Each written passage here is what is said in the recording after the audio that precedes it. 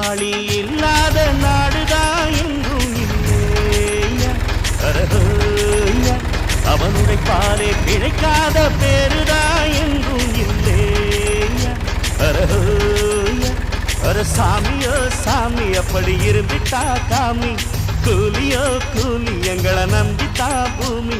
வீரர் வாழ்வதே எங்க வேர்வையில் தான், உழைப்பாளி இல்லாத நாடுதான் எங்கும் இல்லையா. அவன் உழைப்பாலே பிழைக்காத பேருதான் எங்கும் இல்லையா.